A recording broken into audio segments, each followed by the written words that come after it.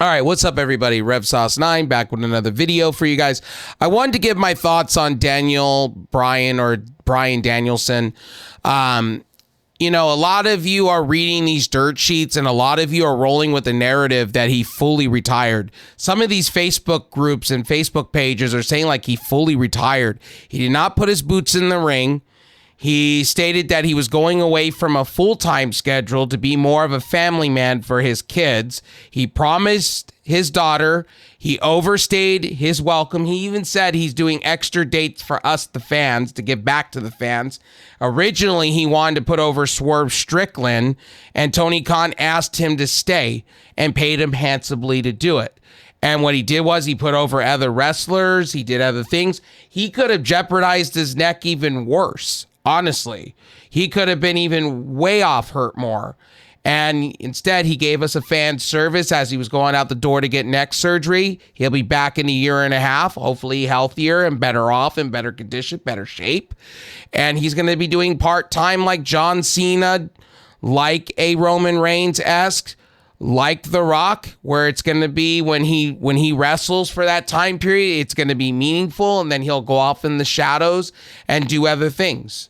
So again, as I said, I'm happy he put over Jon Moxley. If you read the articles and the dirt sheets out there and you read it clearly, he wanted to put over Jon Moxley. This was his idea. He was the orchestra of how everything went down. If you read the dirt sheets, you read the articles, you listen to him in podcasts, this is who he handpicked to put over and end his full-time wrestling career. He's ending his full-time schedule with Jon Moxley going over and his crew. He needed to do that. Anyway, there was just a foregone conclusion. It makes Moxley look like a badass, and it makes Danielson, when he comes back, even more loved. He's now a legend in a lot of people's eyes. It makes a lot of sense for us as wrestling fans, and you can come back and do what Sting had. And then, you know what? If Danielson says, hey, I'm going to wrestle for this certain amount of time, part-time, and then I'm going to fully retire, he can have his send-off as we want it to be. And again, he could do backstage stuff. He could be a creative guy. He could be, honestly, Tony Khan's second in command. He could replace Jimmy Jacobs, honestly, to be honest. Bryan Danielson can open up his own school tomorrow. Like, there is a lot of possibilities with Bryan Danielson. I should say. I keep butchering his name. I keep calling him his WWE name, and then I keep calling him his AEW name, so I apologize for that. But you guys get where I'm coming from. Again, he picked Jon Moxley. He orchestrated this storyline with Tony Khan. Supposedly from the dirt sheets are saying, or coming from the Wrestling Observer, I think, and Sean Ross Sapp that have been reporting on this. He originally wanted to put over Strickland and have Strickland retire him. So, you know, to me, Danielson put up a lot of people, put over people.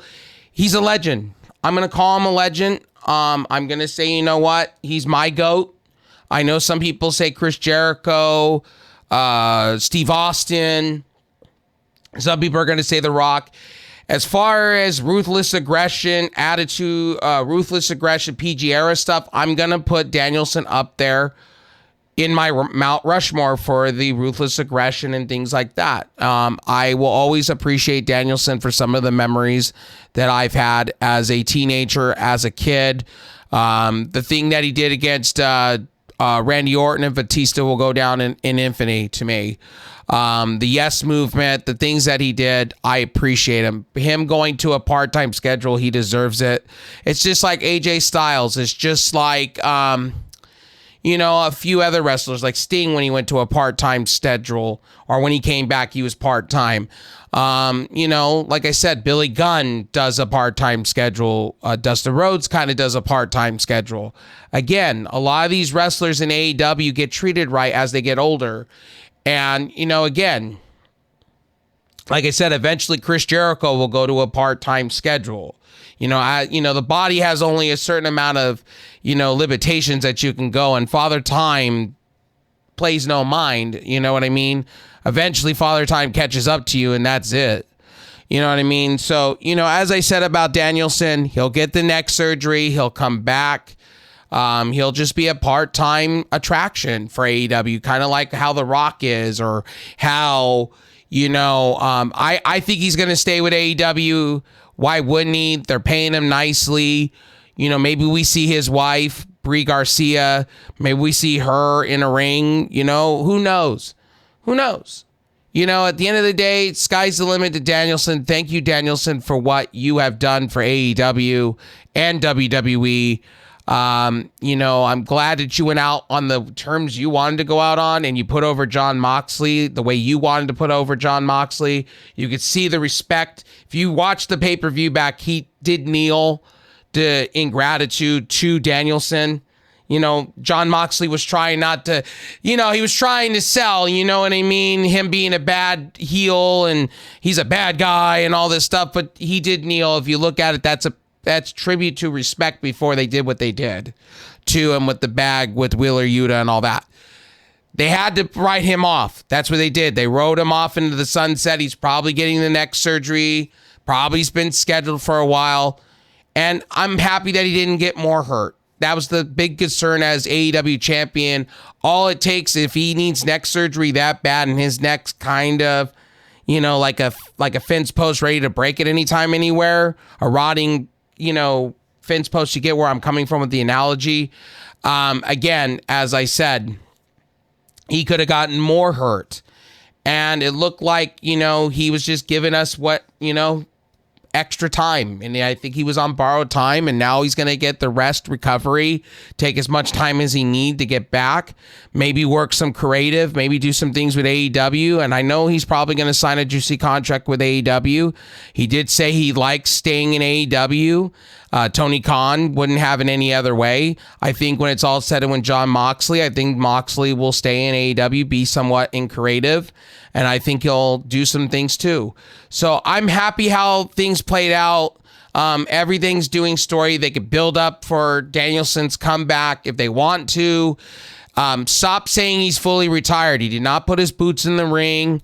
He's going to get neck surgery now. He's going to have some time off. And we'll see what's next coming from Danielson. And I think he's going to re-sign with AEW and do all the things. He was on a pay-per-appearance type deal. Tony Khan was paying him extra money. He got extra dates. He overstayed his welcome. He had said that many times. He said by August he wanted to be done. Instead, that his daughter said it was okay to keep doing what he was doing and he had time to finish. And you got to give him credit. He gave us more time over the time he said he was going to stay when his contract expired. Now he's going to be about his kids. We're going to see him part-time like a John Cena. I think we have a couple more years of Danielson. I think Danielson wants to do some more things. He said there was some opportunities in Japan he wanted to do in recent interviews. He said he wanted to wrestle a few more people. And I think, look, he'll have his send-off. He'll retire. When he does, it'll be memorable. But I don't think this is the end of Danielson. I don't understand why people are saying he's fully retired. All he did was stop his full-time wrestling career stuff. He didn't want to keep doing match after match after match and being every week on TV. And you can't blame the guy when you're having neck surgeries and, you feel like you lost a step in a way.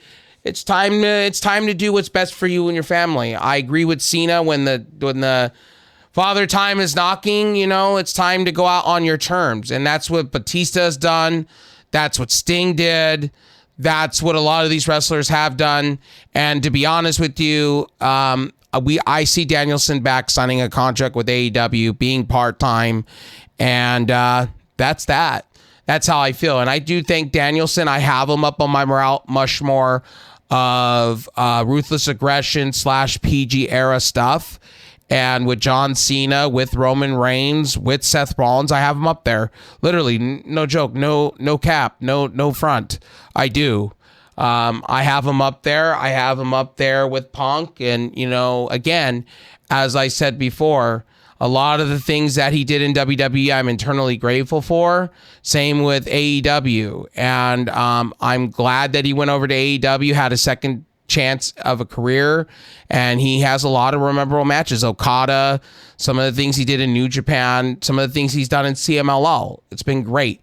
Anyway, my name is RevSauce9. I hope you enjoyed this video. But from reports, he's just retired from full-time schedule, or ended his full-time schedule, and he's getting neck surgery. We'll probably see him in a year and a half. I just want him to be healthy and take the time he needs to be with his family. He deserved it. He gave us extra time. Let him be Bryan Danielson, the father. Let him do the things. I'll be happy when he comes back in a year or two's time and we see him back in an AEW ring. Or if not, it's a WWE ring and maybe he goes into the Hall of Fame. Who knows? Anyway, my name is RevSauce9, but Danielson is not fully retired. Okay? Stop this madness. He hasn't fully retired. Stop believing the dirt sheets. They're not right. The Rock proved that over the weekend. Anyway, my name's Rev Sauce. I'll see you on the next one. Peace.